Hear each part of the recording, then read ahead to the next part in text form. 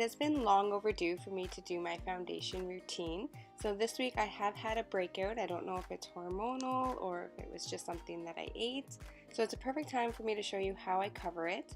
And I do have very dark circles from lack of sleep.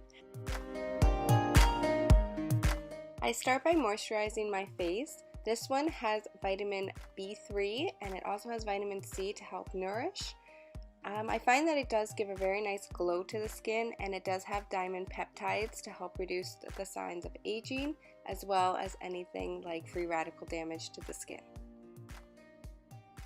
If you've watched my last videos, you know I'm all about dewy, glowy skin. So right now the Becca Backlight Filter Primer really starts to enhance the skin's glowy appearance. So I apply it to the center of my face in my T-zone, and then I start to work it to the outer perimeter of the face, just what's left.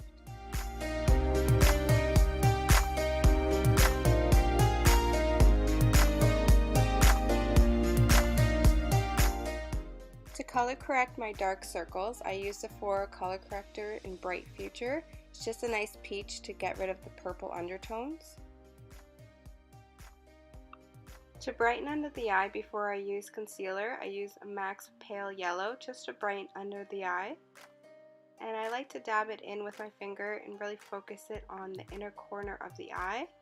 I find the heat from your fingers melts this product the best.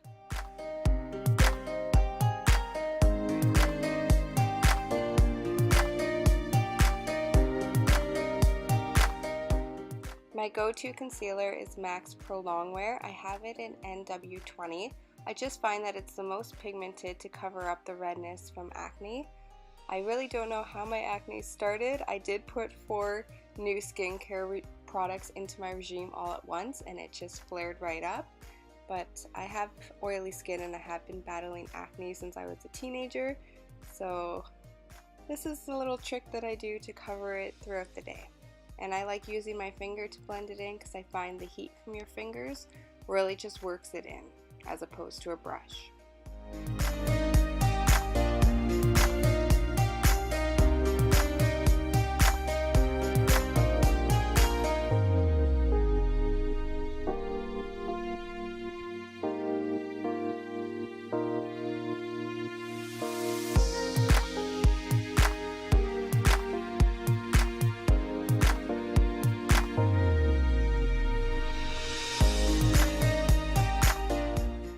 My foundation products tend to change monthly depending on the amount of coverage that I want and what time of year it is. So for fall right now I'm going for a more heavy coverage, so I'm using the Hourglass Vanishing Stick in Porcelain, and then taking a Sephora 66 Pro brush, I really just like to buff it into the skin.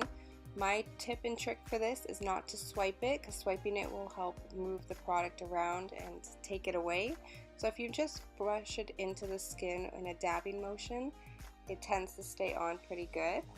And make sure you work it into your jawline. I'm not one to take foundation down my neck, but as long as your foundation and your skin tone are matching, you shouldn't have a problem between having that line between the two of your neck and your face. And buff it into your hairline as well. I really like a dense brush with cream products too. I find that they work the most effective. And because I did have a little bit more of a severe breakout this time around, I just like to go in with a little bit extra in the areas that I'm prone to have my breakouts, so it covers them just a tad bit more. But this foundation does look very flawless and skin-like once it's set.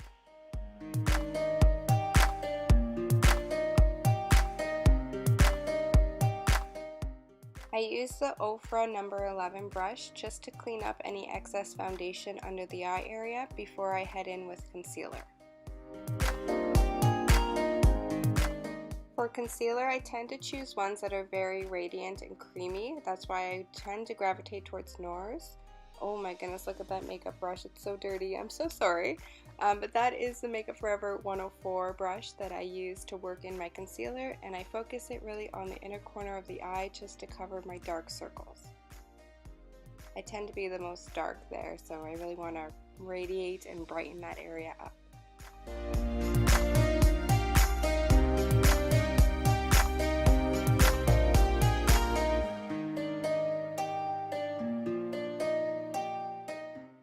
then just going back in with my Ofra brush, I like to really clean up the creases and make sure that it picks up any additional product.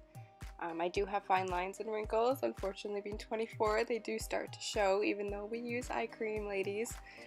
So I just really make sure that before I set it, I'm going to be cleaning up any excess. So this is a look after, before you use any setting powder or mist. Now that the base is on, I want to make sure that I set it so it lasts all day. So I use the Urban Decay All Nighter Setting Spray. And then I just make sure that that sets down before I carry on. I do take the Ofra brush again and just really clean up the creases a second time around before I put in powder, because you don't want to use powder to set in anything that might crease or bulk up later. So I use the e.l.f. setting powder. It's the HD one, and I just use a Bobbi Brown eyeshadow blending brush, and I work that into only the areas that I tend to really want to keep it so it never creases throughout the day. Now I know some of you might find this a bit excessive since I already used a setting mist, but I really just like to make sure that I'm setting it in place, especially if I'm wearing it for an 8-hour day. This is just an extra precaution that I like to do, especially when I have acne and I don't want it to budge on the concealer. A little bit of powder just takes away a little bit of the shine as well. Laura Mercier has to be one of my top favorites, but this e.l.f. one that I picked up is actually doing a pretty good job. So I use the e.l.f. one on the center of the face and in my T-zone, and for the rest of my face I like using the Ambient Lighting by Hourglass, and this just gives a nice silky veil finish to the skin.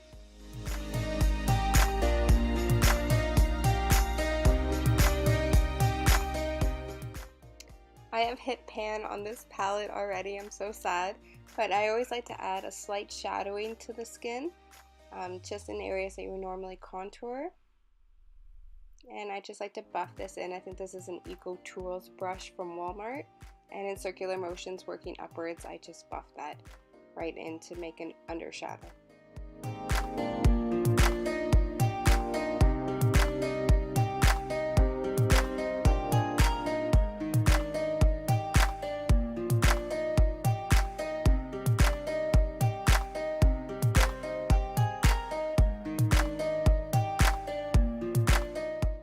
My everyday blush go-to is Bobbi Brown's Nude Peach, and I just like to apply it with a Sephora angled blush brush. I really like the angled blush brushes because I find that it actually helps you sculpt your cheeks, and this blush is very buildable. You can really control the intensity of it, which is what I like about it. Right now I'm my natural fair self. I don't like using golden or champagne highlighters when I am this fair, so this Chubby Stick by Clinique is a perfect pearlescent highlighter.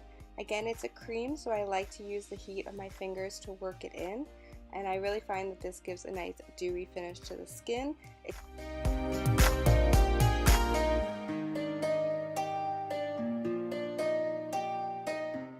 To amplify that highlight even more, I like using Translucent Pearl by Physicians Formula. It is a powder, and I just find that it even works as an extra step to set the cream highlight. Now this video, I am going to be linking below a lot of my YouTube tutorials just as a reference guide in case I just end up doing an eye look and you want to see how I tend to do my foundation. No matter what products I'm using, these are the same steps that I use mostly every time.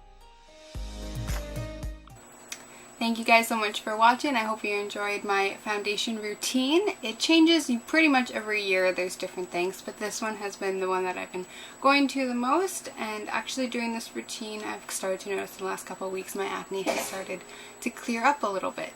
So I really hope that you enjoyed this, and stay tuned for more makeup tutorials.